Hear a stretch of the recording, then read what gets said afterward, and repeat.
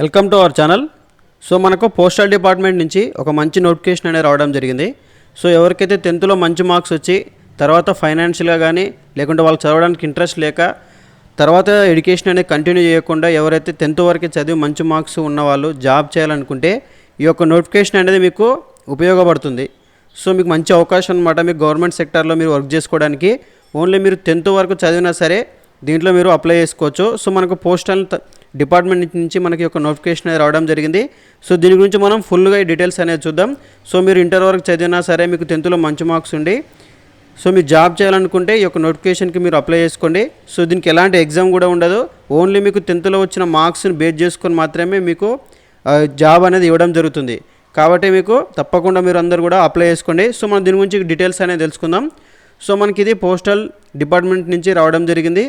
So దీంట్లో మనకు వచ్చేసి దీనికి సంబంధించిన రిజిస్ట్రేషన్ అనేది ఆన్లైన్లో చేసుకోవాల్సి ఉంటుంది. సో మనకు డేట్స్ అనేవి చూసినట్టయితే February 10th నుంచి మనకు ఈ యొక్క ఆన్లైన్లో అప్లికేషన్ ఫామ్ అనేది సబ్మిట్ చేసుకోవడానికి మనకు అవకాశం అనేది ఇవ్వడం జరుగుతుంది. సో మనకు ఈ నెల 10వ తారీఖు నుంచి మనకు వచ్చే నెల అంటే March 3వ తారీఖు వరకు ఆన్లైన్లో అప్లికేషన్ అనేది మనం పెట్టుకోవచ్చు. ఒకవేళ మీరు ఏదైనా కరెక్షన్స్ కానీ ఏదైనా మిస్టేక్ చేసి ఉంటే సో ఆ మిస్టేక్స్ని మళ్ళీ మీరు కరెక్షన్ చేసుకోవడానికి మనకు March 6వ తారీఖు నుంచి 8వ తారీఖు వరకు మనకు అవకాశం అనేది ఇవ్వడం జరుగుతుంది. కాబట్టి మీరు అప్లై చేసేటప్పుడే మీరు ఎలాంటి మిస్టేక్ లేకుండా అప్లై చేసుకోండి. సో తర్వాత ఒకవేళ మిస్టేక్ చేసినా సరే మీకు 6వ తారీఖు నుంచి March 6 నుంచి 8 వరకు కరెక్షన్ చేసుకోవడానికి వాళ్ళు అవకాశం అనేది ఇవ్వడం జరుగుతుంది. సో అలాగే దీనికి సంబంధించిన ఫుల్ డీటెయిల్స్ చూద్దాం. సో మనకి ఇక్కడ పోస్టులు వచ్చేసి BPM అనమాట, అంటే బ్రాంచ్ పోస్ట్ మాస్టర్. సో మనకు వచ్చేసి ఒక పోస్ట్ వచ్చి బ్రాంచ్ పోస్ట్ మాస్టర్, దీన్నే మనం BPM అని చెప్పి అంటాం. సో మనం నెక్స్ట్ ఇంకో పోస్ట్ వచ్చేసి assistant branch post master, so ABPM అంటాం. Okay, ABPM. So next post వచ్చేసి మనకు డాక్ సేవక్. సో ఈ 3 పోస్టులకు మనకు నోటిఫికేషన్ అనేది రిలీజ్ అవ్వడం జరిగింది. ఫస్ట్ శాలరీ చూద్దాం. సో మనకు BPMకి వచ్చేసి మనకు శాలరీ అనేది మనకు శాలరీ అనేది 12,000 నుంచి 29,380 రూపాయల వరకు మీ యొక్క శాలరీ అనేది పెరగడం జరుగుతుంది. సో మీరు జాయిన్ అయినప్పుడు మీకు 12,000 అనేది రావడం జరుగుతుంది. సో ఇయర్ బై ఇయర్ మీకు ఇంక్రీజ్ అనేది 29,000 వరకు మీ యొక్క శాలరీ అనేది ఇంక్రీజ్ అవ్వడానికి అవకాశం ఉంటుంది. అలాగే మీరు ABPM లేదా డాక్ సేవకు మీకు సెలెక్ట్ అయితే మీకు ఫస్ట్ నెల నుంచి మీకు 10,000 అనేది రావడం జరుగుతుంది. తర్వాత మీ యొక్క శాలరీ అనేది 24,470 రూపాయల వరకు మీకు ఇంక్రిమెంట్ అనేది జరగడం జరుగుతుంది. సో మనకి ఎలిజిబిలిటీ క్రైటీరియా చూసినట్టయితే సో మనకి ఏజ్ అనేది మినిమం 18 సంవత్సరాలు ఉండాలి.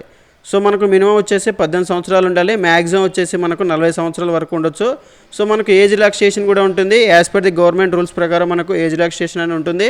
సో మనకి ఏజ్ రిలాక్సేషన్లో SC ST వాళ్ళకైతేనేమో 5 years ఏజ్ రిలాక్సేషన్ ఉంటుంది. అలాగే మనకు OBC వాళ్ళకైతే 3 years, అలాగే మనకు EWS వాళ్ళకైతే ఎలాంటి ఏజ్ రిలాక్సేషన్ అనేది లేదు.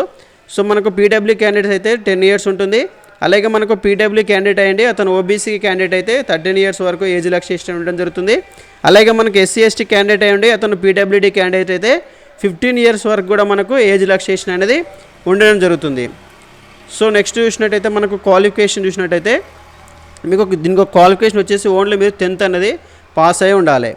ఓకేనా. సో మీకు 10th క్లాస్ అనేది పాస్ అయ్యి ఉండాలి. మనకి ఇక్కడ మ్యాథ్స్లో అలాగే ఇంగ్లీష్లో మనకు పాస్ మార్క్ వచ్చినా సరిపోతుంది. సో పాస్ మార్క్ వచ్చి ఉండాలి. అలాగే మనకు ఎవరైతే మనం అప్లై చేస్తున్నాం లోకల్ లాంగ్వేజ్, అంటే ఇప్పుడు మనకు తెలంగాణ ఆంధ్రప్రదేశ్లో చూసుకున్నట్టయితే లోకల్ లాంగ్వేజ్ అనేది తెలుగు కదా. సో మీరు తెలుగులో మీరు 10th క్లాస్ అనేది 10th క్లాస్ వరకు తెలుగులో చదివి ఉండాలి. అంటే మీకు one of the subject Telugu అయినా సరిపోతుంది, లేకుంటే మీరు తెలుగు మీడియంలో చదివినా సరిపోతుంది. ఒకవేళ మీరు ఇంగ్లీష్ మీడియం అయితే మీకు తెలుగు అనేది ఒక సబ్జెక్ట్ ఉండాలి ఫస్ట్ క్లాస్ నుంచి 10th వరకు. సో మ్యాక్సిమం ఎవరికైనా సరే ఇంగ్లీష్ మీడియం చేసినా తెలుగు మీడియం చేసినా మీకైతే వన్ ఆఫ్ ది సబ్జెక్ట్ అనేది తెలుగు అనేది కంపల్సరీ ఉంటుంది తెలుగు స్టేట్లలో. కాబట్టి దీంట్లో మీకు ఎలాంటి అబ్జెక్షన్ అనేది ఏం లేదు. సో ఎవరికైనా సరే చదివితే మీరు తెలుగు మీడియం చదివి ఉంటే ఓకే, 100% మీరు దీనికి ఎలిజిబుల్.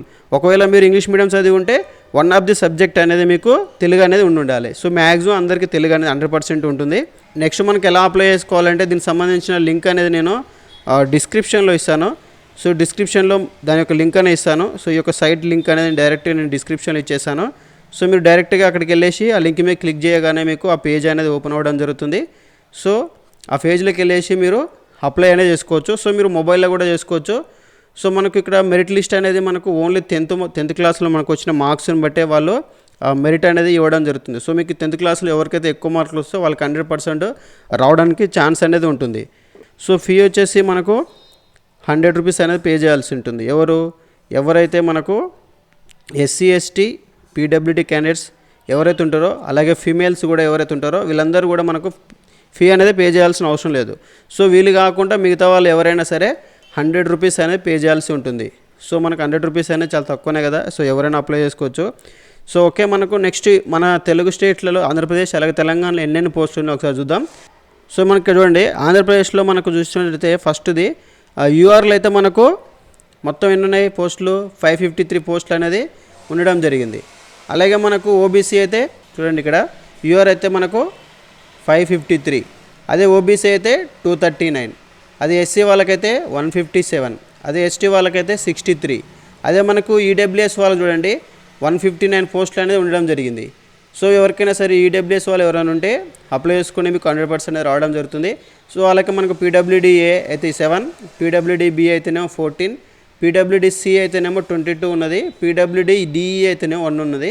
సో మొత్తంగా మనకు ఆంధ్రప్రదేశ్లో మనకు 1215 వేకెన్సీ అనేది ఉండడం జరిగింది.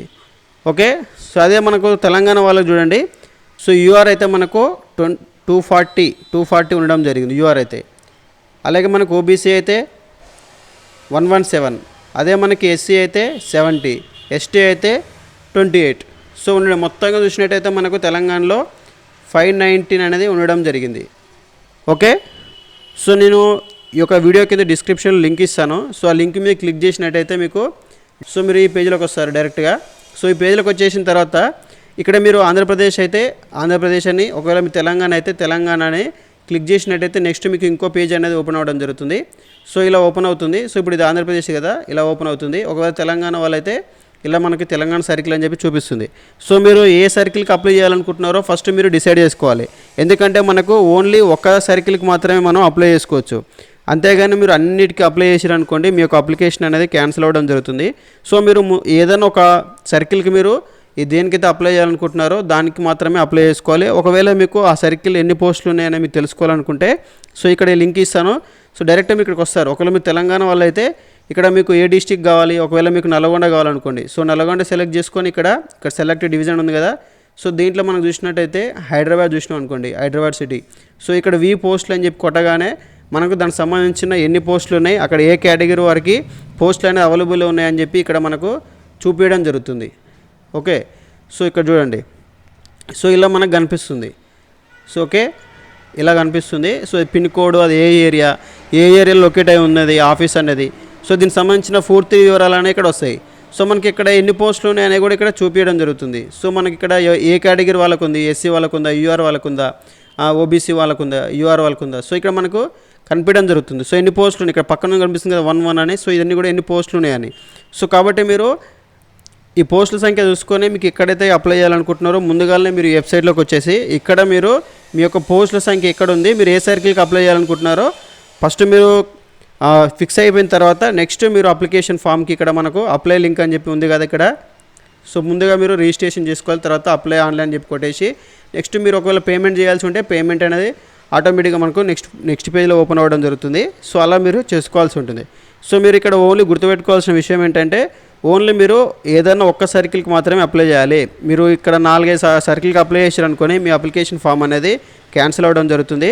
కాబట్టి మీరు ముందుగా ఒకసారి చూసుకొని మీరు ఏ సర్కిల్కి అప్లై చేయాలనుకుంటారో చూసుకొని అక్కడ మీ కేటగిరీకి సంబంధించిన పోస్టులు ఎక్కువ ఉన్నాయా లేవా, సో ఉన్నాయనుకుంటే మీరు అప్లై చేసుకుంటే సరిపోతుంది. లేదు ఒకవేళ మీరు ఎక్కడైనా అప్లై చేసుకోవచ్చు, ఆల్ ఓవర్ ఇండియా.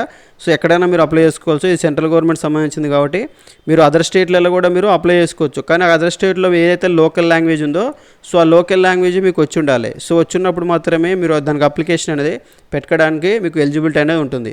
సో మీకు ఒకవేళ హిందీ వచ్చింది అనుకోండి, అదర్ స్టేట్లలో మీకు పోయినసారి కట్ ఆఫ్ ఏ స్టేట్లో అయితే తక్కువ ఉందో చూసుకొని ఆ స్టేట్లో మీరు అప్లై చేసుకుంటే మీకు ఈజీగా అనేది రావడం జరుగుతుంది. ఒకవేళ మీకు తెలుగు స్టేట్లో అయితే మ్యాక్సిమం తెలుగు స్టేట్లలో 90 ఎబోవ్ ఉన్న వాళ్ళకే రావడానికి అయితే అవకాశాలు ఎక్కువ ఉంటాయి. కాబట్టి సో మీకు వేరే స్టేట్లలో ఒకవేళ ఎక్కడికైనా పర్లేదు, నేను నాకు జాబ్ వస్తే చాలు అనుకునేటోళ్ళు ఎవరైనా సరే వేరే స్టేట్లలో మనకు కట్ ఆఫ్ తక్కువ ఎక్కడైతే ఉందో ఆ స్టేట్లలో మీరు అప్లై చేసుకున్నట్టయితే ఆ స్టేట్లో మీకు ఆ లాంగ్వేజ్ వచ్చినట్టయితే 100% మీకు జాబ్ అనేది రావడం జరుగుతుంది. సో దీనికి సంబంధించిన కట్ ఆఫ్ డీటెయిల్స్ మీకు ఏమైనా కావాలనుకుంటే కామెంట్లో తెలియాలండి. నేను నెక్స్ట్ వీడియోలో దీనికి సంబంధించిన కట్ ఆఫ్ కట్ ఆఫ్స్ గురించి ఆల్ స్టేట్స్లలో ఎంత కట్ ఆఫ్ పోయినసారి మనకు ఎంత ఎన్ని మార్క్స్కి మనకు జాబ్ అనేది రావడం జరిగిందనే ఒక దాని మీద వీడియో అనేది చేశాను. సో మీకు ఇంట్రెస్ట్ ఉంటే కామెంట్ రూపంలో తెలియజేయండి, తప్పకుండా మీకు ఆ వీడియో అనేది చేశాను. సో ఈ వీడియో మీకు నచ్చినట్టే తప్పకుండా లైక్ చేయండి, అలాగే మన ఛానల్ సబ్స్క్రైబ్ చేసుకోండి. ఇలాంటి వీడియోస్ కోసం బెల్ ఐకాన్ని క్లిక్ చేసి పెట్టుకోండి. నీ వీడియో అప్లోడ్ చేసిన ఏమంటే మీకు నోటిఫికేషన్ అనేది రావడం జరుగుతుంది.